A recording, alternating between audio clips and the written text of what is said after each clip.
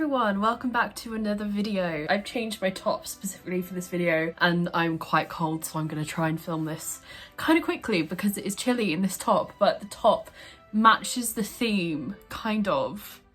Not really, but we're going with it anyway. So, last time I posted a vlog, you will know that I was in the midst of doing practical work for my current uni project, which is this Tuesday coming, a week until deadline.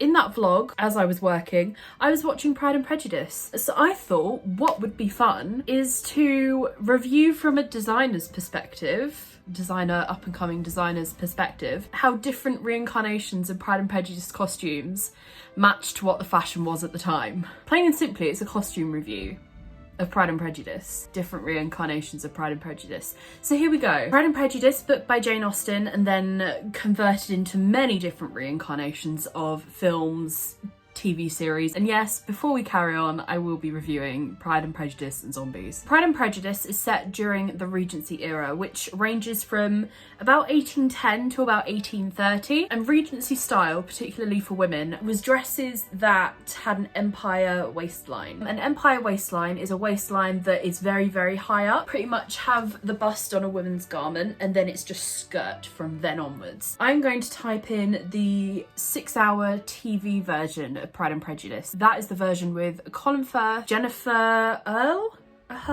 something like that. So we're going to review that first. So before I carry on, I do want to apologise for any background wind that you can hear because it is very, very windy today. So as you guys know, I've done a little bit of costume making in my time. If you haven't seen my video of all my different A-level projects, then it's on my feed somewhere. It's quite a recent video actually. This TV series aired in 1995. Okay, I think I might just solely review Elizabeth's costumes, who the story's based around, kind of thing.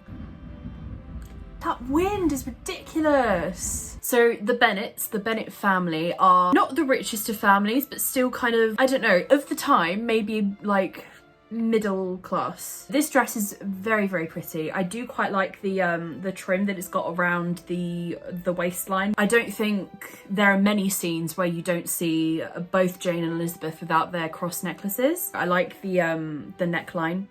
It's very, very modest, which her character, I think, is quite modest, and I think that's kind of the point. Her sisters, maybe a couple of them, not so much. They kind of make full of themselves, that sort of thing. One of Mr. Bennet's famous lines is, "I have two silly daughters," or something like that. It's kind of understated, which I think the character is. So the second costume, this is a ball gown. So as you can see, the hairstyle in this is like a little bit more, I don't know, party-esque, and she's got that gorgeous headpiece on. She has gloves on. Gloves, I think, were a must at parties and things like that. If you were going to be seen by gentlemen, then you always wore gloves. I think up until you were married at that point. I think I'm trying to go off what I've learned from Bridgerton. I think this is an absolutely stunning costume. It's got kind of a striped pattern all over the fabric, but I like whoever has made this costume, the lines are always kind of going down her body. They're not horizontal at the top and then vertical on the skirt. It's vertical all the way down. She is probably wearing what's called a stay, which is pretty much just like a bustier top kind of thing. Like, it will have like a bra cup thing and then maybe just like a little band. If anyone has seen that particular scene in Bridgerton, you'll know what I'm talking about. So she's probably got a stay, which is kind of like a corset but shorter, basically. This is probably like a satiny kind of fabric, which at the time obviously would have been very expensive. Still is quite expensive, but I think this ball in particular was quite a fancy one, a kind of high society kind of ball. So her character or her parents may have like spent a little bit more on dresses for their daughters. And again, I think she is wearing a cross, maybe a different reiteration of a cross, but she is wearing one. Cap bell sleeves were again very much kind of the time. Right. Pride and Prejudice and zombies. It might seem like a film that a lot of people would instantly hate. I don't hate it. It's funny. I think it's quite cringy, but it's funny because it's cringy, if that makes sense. Like, it is pretty much the story of Pride and Prejudice in this film. They've just added zombies. So the first piece of fashion I'm going to review is this. Lily James playing Lizzie Bennet. I think she's wearing a proper corset, which wasn't the style of the time. As I was kind of speaking earlier, they had stays that would, you know, corset the top half of their body, but then once it got to the skirt, it didn't really matter because it was quite a flowy skirt without much form. But I do appreciate that the coat that she's wearing still has that kind of empire waist. So obviously she's brandishing her sword, and I think she's probably got a gun in her thigh holster, I think. And she is wearing trousers. Obviously, doesn't really matter. She's wearing trousers in a film where she's meant to be fighting zombies, so kind of makes sense. But I do appreciate that the costume designer obviously didn't stray completely from Regency fashion. What does bug me a little bit, not that these people are like professional costumers or whatever, but sometimes when you see cosplayers on TikTok, I'm not slagging off cosplayers on TikTok, I think some of the creations are absolutely incredible, but a lot of people that have done kind of Bridgerton cosplays and stuff use full corsets. Regency corsets are not full corsets, they're stays, it's like a bustier at most. It doesn't really like cover your hips or like cinch your waist in. That's not really the point of them. So I do think she's got a proper corset on under that coat, but I'm not even judging it really. I'm just saying that if they wanted to be historically accurate, which considering they've added zombies, which makes the historically accurate element a little bit nonsensical. Not much point of, you know, having that historical element if you're throwing in zombies to 1800 England. But I do like the costume. I do like the fact that it still has like those Regency elements. Like you can see the gathered sleeve on the top of her jacket. Like it does have those elements in there. I'm not saying it's a bad costume because it's not. It definitely represents the character. One thing that kind of does bug me a little bit, particularly about Lizzie's costumes in this rendition of the story. In a lot of the like ball scenes and in this scene, she's wearing quite dark coloured clothes. Her colour palette was definitely kind of blue and black kind of tones. But then in some scenes it will just jump to her wearing like almost a bright white dress with little flowers on it, which again, because it's a Regency dress, obviously fits with the time that they're trying to convey with the story. But it's just a little bit confusing. She doesn't really have a set colour palette, if that makes sense. Not that characters need to, but I feel like because she's such a badass rendition of this character that fights zombies, if you're sticking with like a dark colour palette for a lot of her costumes, don't suddenly throw in a white costume with pretty flowers, because that's not who her character is, if that makes sense. So that's just, you know, my personal opinion. Okay, so I don't know how great the quality of this picture is going to be because I've literally just screenshot it off a really tiny picture. This is the first ball costume, basically. As you can see, the ball is obviously ransacked by zombies, therefore she suddenly has a massive slit in her dress where she can get to her weapons and all sorts.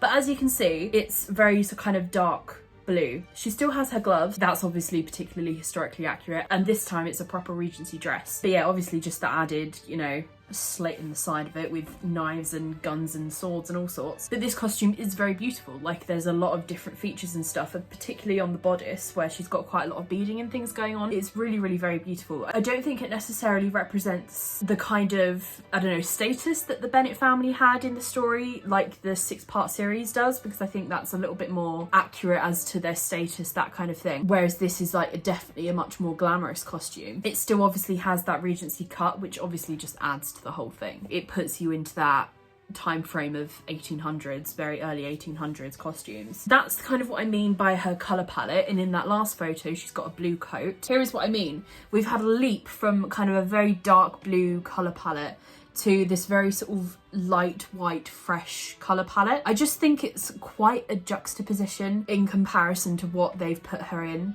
like in other scenes. There's another ball in the film and she's got like pretty much a black dress on with loads of lace on it. But again, in other shots, she's got a dress with like pink flowers all over it. Like, yes, in this picture, she has got blue flowers on her dress, but I just think it's a very harsh contrast to what they put her in when she's like trying to be a bit of a badass. I think it's kind of, oh, this is what she wears when she's being a respectable young lady of the time. And then suddenly when she's being a bit of a badass and, you know, fighting zombies and stuff, she's got these kind of dark colours on. So there we go. I just think that there's quite a harsh juxtaposition between the different colour palettes. But yeah, I don't know. I think she just feels a little bit washed out in this, if that makes sense. So the dark blue definitely like worked better for her, I think, as a character. And yeah, just at random points, she'd have a pink dress on or a dress like this on.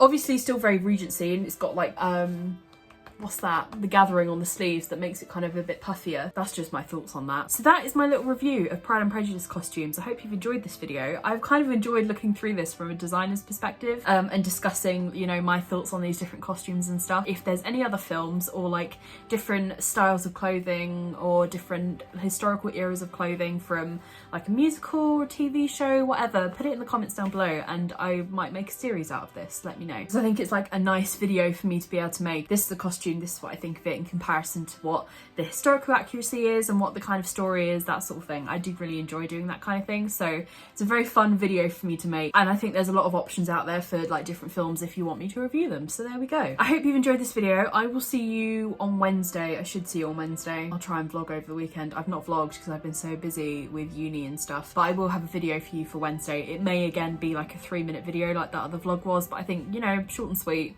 kind of gives you an idea that I am under quite a lot of like work pressure at the moment, just a lot going on. I will hopefully over the next month or so have a lot more interesting videos for you guys. Once uni's done, I can actually go out and start enjoying myself with lockdown lifting and all that sort of thing.